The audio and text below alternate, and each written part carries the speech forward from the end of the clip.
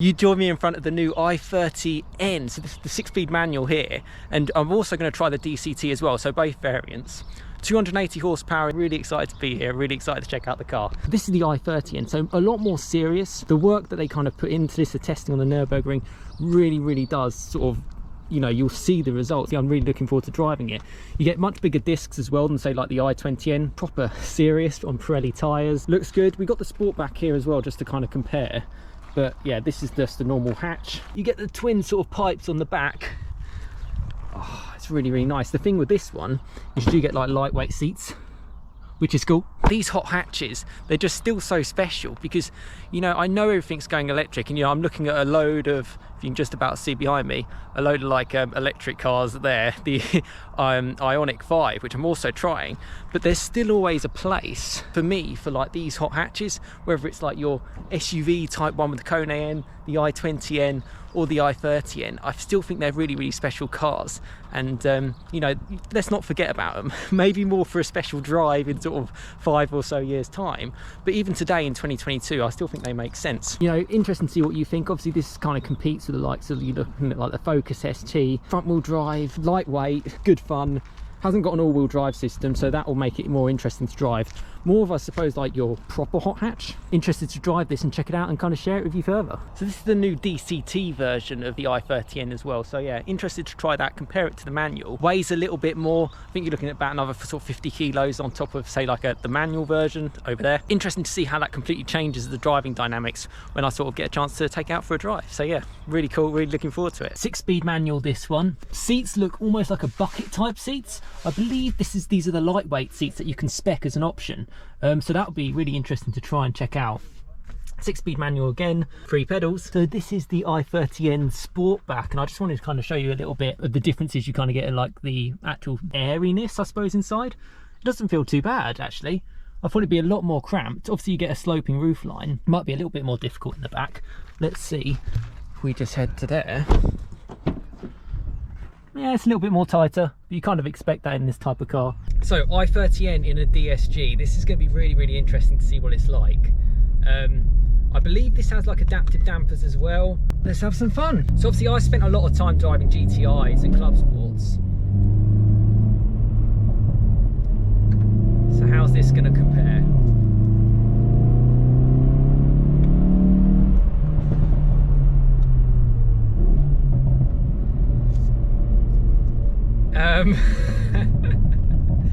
Very entertaining.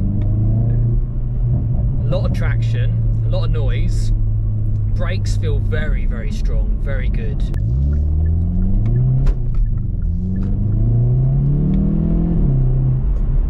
Yeah, so it definitely shifts. It's weird to try and get the balance between fun and seriousness.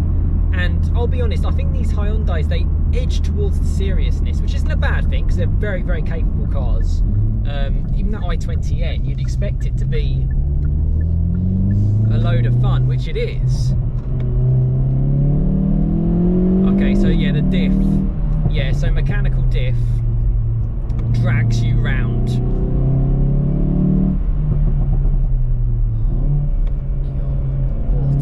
What is life? How is this happening? Is it as good as a Golf GTI Club Sport? I mean, do I even have to tell you?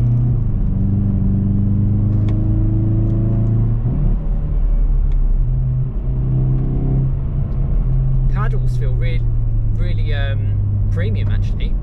The whole car actually does actually give off not a cheap feel. Okay, it's not as expensive as some of your German friends, but for the money,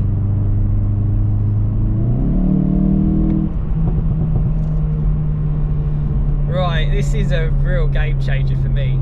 I've driven a lot of cars. I've driven a lot of Golf GTIs. I've driven the RS3. I've driven the new RS3. I've driven the new Golf 8R. I've got a Mark 7 Golf R myself. Had it for 5 years. I love cars.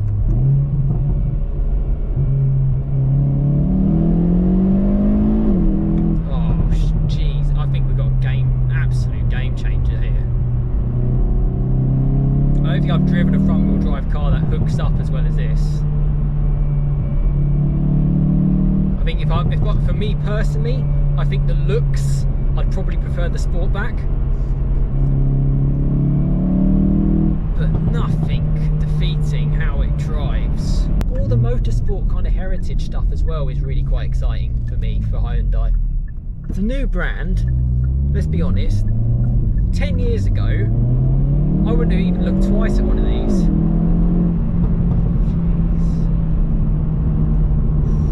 Capable.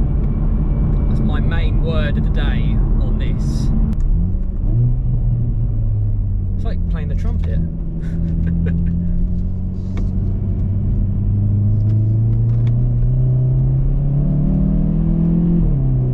It feels quite firm to me. I suppose if I stuck it in like, okay, yeah, it has adaptive dampers. If you stick it in normal, did you just see me not chucking myself about? Spend a good like half an hour understanding all the modes and get your perfect setup and kind of go from there. I just love it. The wheel's really good. It's really good for obviously sort of 6 and 3 holding. Reach and rake feels good. Seat adjustment feels good. I know they do like a lightweight set of seats. Be interesting to see what they're like to sit in. So I've been driving this car a little bit longer. Listen to the noise. Listen to this.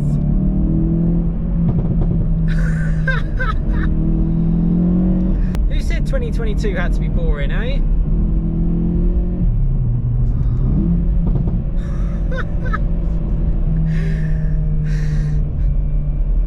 I've not laughed this much in a long time.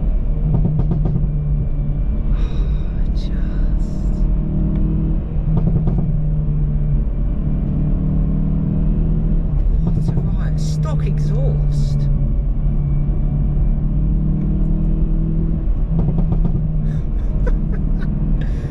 Louder than a Golf GTI with an Akrapovic, like the Club 445. Louder than a Golf R.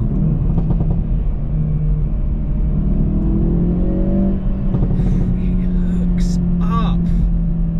Seriously. This is in Nürburgring mode, type mode. I say Nürburgring mode, N mode. It's obviously been developed at the Nürburgring. So it's a firmer ride. Flipping heck. Sold! But watch how I can make it go super comfortable in easy time. So this is now normal mode. You get no pops and bangs. You get nicer ride. I'm not bouncing all over the place. I'm not about to throw up my lunch. You can just chill out in just your normal i30. If I put my foot down, does it still go? Yeah, kinda. Smiles per mile, people. Smiles per mile.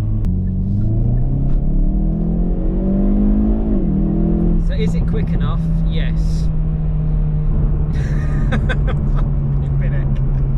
I'm lost for words. I really am lost for words. Talk to me in the comments because I might be able to make more sense than I am in this video.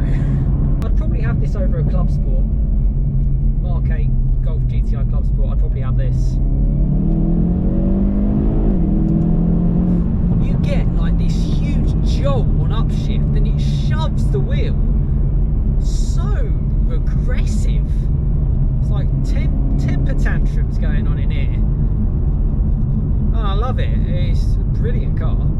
Let's just try a quick launch. Let's see how we get on. No launch control I'm going to use. I'm just going to go for it foot flat and see what happens.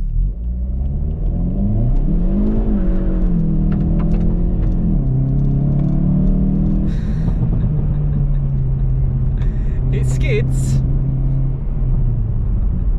You can see once the turbo kicks in, just the front sort of scrabbles for grip. Just listen to the noise. Listen to that. Sold. Sold. So you joined me in the i30N in a manual this time. So trying something different from the DCT. Got it in N performance mode. This straight away has the lightweight sport seats. They feel good, guys. They feel really, really good, I've got to say. It's wet, it's damp, which is actually going to be really interesting in a 280 brake horsepower hot hatch. Now, we're going to get some wheel slip for sure today. Gotta love a front wheel drive manual.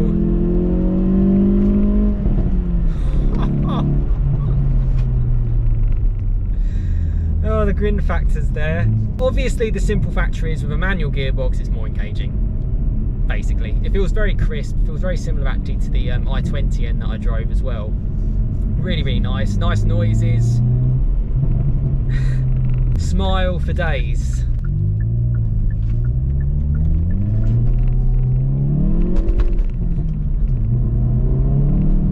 So you're spinning quite a lot. See how the seats takes a few corners. Oh wow, I tell you what, grip on the front. I mean, ESC's in sport, so basically I just put it in sport mode, then you put it in this N setting. I keep calling it Nürburgring setting. It was developed on the Nürburgring, but it's not necessarily. There's the rev matching feature. So yeah, it doesn't. You have to be more of a driver to drive this car. And that's just because you're managing the throttle, you're managing another pedal. You know, you can't just go flat out. 280 horsepower, it's arguably too much for the wheels. You have to manage it, and I like that. It gives you that more engagement. There's certainly a lot more for me to do here than there was in the DCT. DCT felt great. This feels like something else. My understanding is that in this latest model they've upped the power, so previous i30Ns would have had around 250. This has got the 280. Interesting to try it in the wet, because fundamentally that is what you're going to be driving in the UK 99% of the time. Crazy twisty downhill mountain roads, and the lightweight seats are brilliant. We're 2022 now.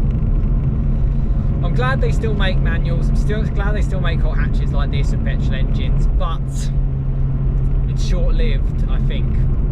Time is running out, and it's great to enjoy it. And yeah, big thumbs up for the i30N. I mean, I can only recommend it. I really, really can.